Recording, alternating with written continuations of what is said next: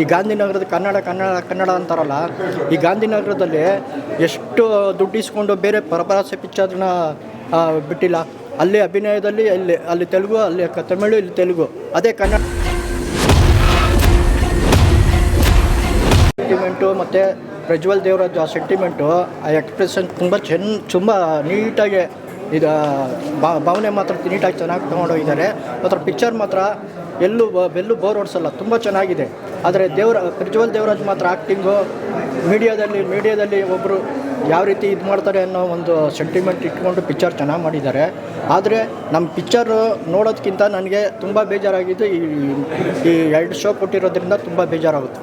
ಯಾಕೆ ಅಂತೇಳಿ, ಪಿಕ್ಚರು ನಮ್ಮ ಕನ್ನಡ ಇಂಡಸ್ಟ್ರಿ ಬೆಳೆಸಬೇಕು. ಯಾಕೆ ಅಂತ ಹೇಳಿದ್ರೆ, ಕನ್ನಡ ಪಿಕ್ಚರ್ನ ಫಸ್ಟು 4 ಶೋ ಹಾಕ್ತೆ, 2 ಶೋ ಹಾಕಿದ್ದಾರೆ. ಮಾರ್ನಿಂಗ್ ಶೋ, ಮ್ಯಾಟ್ನಿ, ಬರೀ 2 ಶೋ ಹಾಕಿದ್ದಾರೆ. ಯಾಕೆ ಈ ಥರ ಮಾಡ್ತಾರೆ? ಈ ಗಾಂಧಿನಗರದ ಕನ್ನಡ ಕನ್ನಡ ಕನ್ನಡ ಅಂತಾರಲ್ಲ, ಈ ಗಾಂಧಿನಗರದಲ್ಲಿ ಎಷ್ಟು ದುಡ್ಡು ಇಸ್ಕೊಂಡು ಬೇರೆ ಪರಭಾಷೆ ಪಿಕ್ಚರ್ನ ಬಿಟ್ಟಿಲ್ಲ.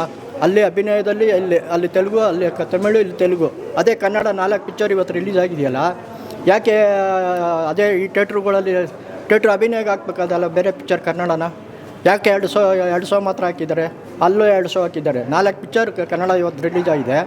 4 ಪಿಕ್ಚರಲ್ಲಿ ಅದರಲ್ಲೂ 2 ಶೋ 2 ಪಿಕ್ಚರ್ ಮಾತ್ರ ಹಾಕಿದ್ದಾರೆ. ಓಕೆ ಸರ್, ನಿಮ್ಗೆ ಸಿನಿಮಾ ಏನು ಅನಿಸ್ತು? ಸಿನಿಮಾ ಮಾತ್ರ ಚೆನ್ನಾಗಿದೆ, ಸೂಪರಾಗಿದೆ. ಒಬ್ಬ ಮೀಡಿಯಾದವರು ಅವರೇ ಒಂದು ಕೊಲೆಗಾರರಾಗಿ ಒಂದು ಕಥೆನ ಚೆನ್ನಾಗಿ ತೊಗೊಂಡೋಗಿದ್ದಾರೆ. ಲಾಸ್ಟಲ್ಲಿ ಇದು ಮಾಡ್ತಾರೆ. ಪ್ರಜ್ವಲ್ ದೇವರಾಜನ್ನು ಮಾತ್ರ ತುಂಬ ಚೆನ್ನಾಗಿ ಮಾಡಿದ್ದಾರೆ. ಅದು ಹೇಳ್ಕೊಳ್ಳೋಷ್ಟಲ್ಲಿ ಚೆನ್ನಾಗಿ ಮಾಡಿದ್ದಾರೆ. ಬಟ್ ಪಿಕ್ಚರ್ಗೆ ಒಳ್ಳೆಯದಾಗಲಿ. Good luck. ಕನ್ನಡ ಬೆಳೀಲಿ.